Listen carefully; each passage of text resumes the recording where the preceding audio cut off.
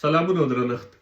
د 19 کلنو ځوانانو په نړیوال جام کې د افغان ملي لوبډلې سفر پای ته ورسېد. د افغانستان تر 2020م زېږدیز کال وروسته یو وار بیا نیمه پایلوبې ته رسېدلی و او دا ځل هیلې ډېرې وې چې افغان لوبډله به وکړی شي چې په دغه نیمه پایلوبه کې هم بریا ترلاسه کړي.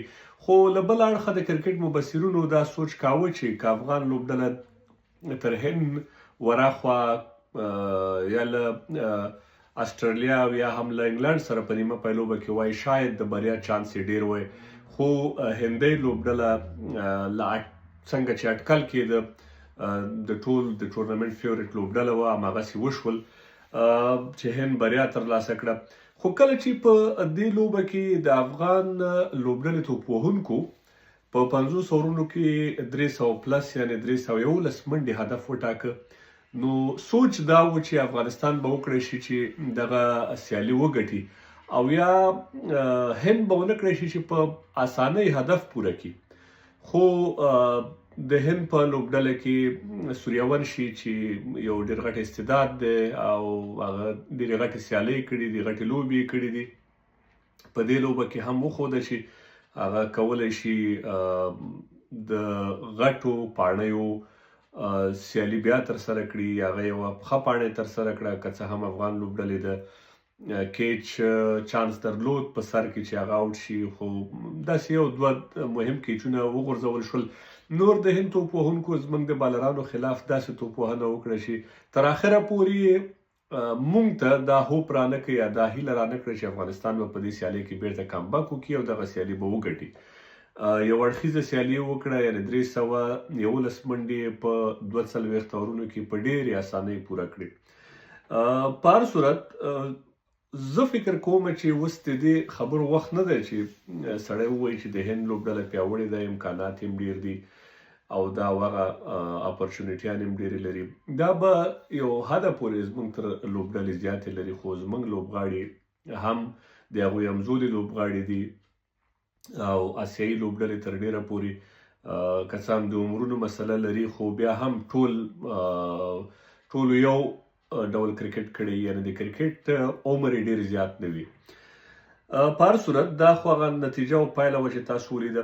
ما چې کوم سوچ درلود د ټورنمنټ له پیله یا په دغه لوبډلې باندې مې چې کومې نیوکې درلودې هغه دا وي چې په دغه لوبډله کې اینډ اف د ټورنمنټ یا اینډ اف د ورلډ کپ که موږ سوچ وکړو په دغه لوبډلې له دغې لوبډلې به موږ څوک ترلاسه کړي وي د افغانستان د فیوچر کرکټ لپاره، ځکه دې ته فیوچر سټارز ویل کېږي یا د راتلونکي ستوري. هغه څه چې موږ باید په دې لوبډله کې لرلی.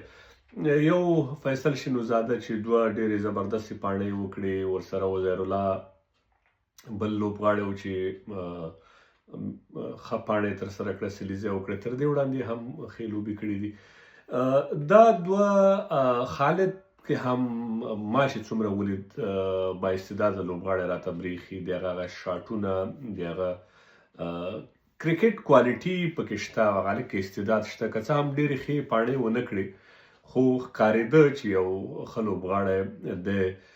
په سپینرانو کې ما څوک ونه لید، وحید ځدران هغسې د لوبغاړی نه و چې سړی دې ورته ډېر هیله من وي، یعنې هغومره کوالټي لکه د مجیب ځای ناستی یا مثال د غضنفر په شان. دغسې روح الله عرب هم داسې یو لیفټ آرم سپینر نه برېښېده چې ډېر کار باید په ځان باندې وکړي. نور ما یو لیګ سپینر ونه لیده، یو چینامن مې ونه لیده. په چټکو توپ اچوونکو کې نورستاني بد لوبغاړی نه برېښېده، کار پې په کار دی، ځوان دی، خاطر هم ډېر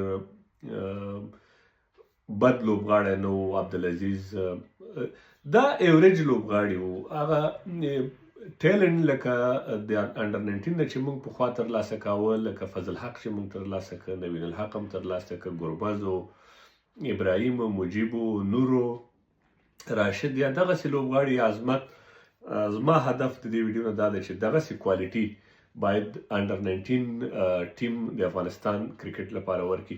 که انډر 19 دی په دې ټورنمنټ کې په 9 نمبر یا 8 نمبر یا 5 نمبر هم ټورنمنټ ختم کړی وی، خو تا د فاروقي غوندې، تا د نوین غوندې، تا د عظمتو ګربزو د دې په څېر لوبغاړي لرلی نو دا به ډېر غټ اچیومنټ وي د افغانستان کرکټ لپاره. لکه د ساوث افریقا په لیګ کې افغانستان یوازې ساوث افریقا ته پکې ماتې ورکړي، نور ډېر مخکې لا نړ.